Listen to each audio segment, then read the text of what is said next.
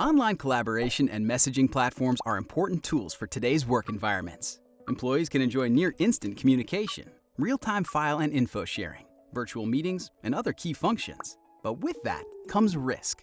Messaging apps like Microsoft Teams, Slack, and Google Chat are high-value targets for attackers.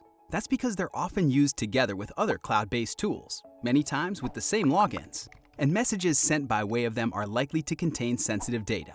This could include information about employees, customers, and operations. What makes messaging apps useful to attackers?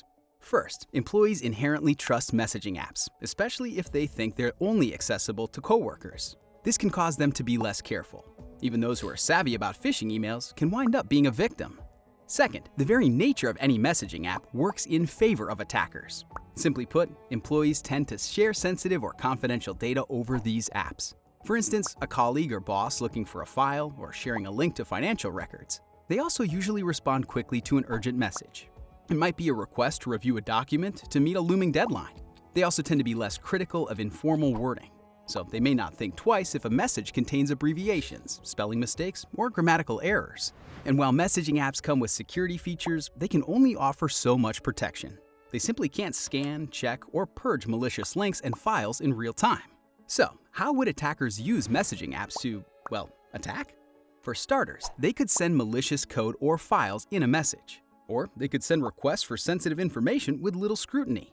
If they get access to login credentials, they could impersonate a trusted employee. This access lets attackers study ongoing chats and group messaging to get a feel of tone, relationships, and processes.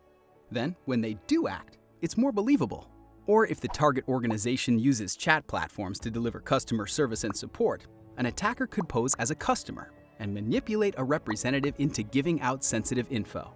Attackers also seek out vulnerabilities in the messaging apps themselves. They then could trick users by sending out malicious communications that appear to be app notifications. Okay, now for the big question. How can you identify and avoid phishing attacks in messaging apps? Fortunately, there are some simple things you can do. Before sharing sensitive information, clicking a link, or opening an unexpected document, ask yourself a few things. First, who is making the request? Is it from someone you've interacted with before? Second, what's the context? Is it just a link or document with no other info? Does something seem out of character for the sender? Lastly, is it trying to manipulate your emotions? For example, is it implying you must act quickly even though it's an unexpected request? Remember, review in-app messages with the same level of scrutiny that you would use for any email. Some may pressure you into straying from approved organizational processes and procedures. Don't let them. This is critical when it comes to responding to customer service requests, and anytime you're being asked to provide access to sensitive data or execute a financial transaction or payment. Verify any unusual or unexpected request before acting on it. It's better to do this outside of the messaging app or email.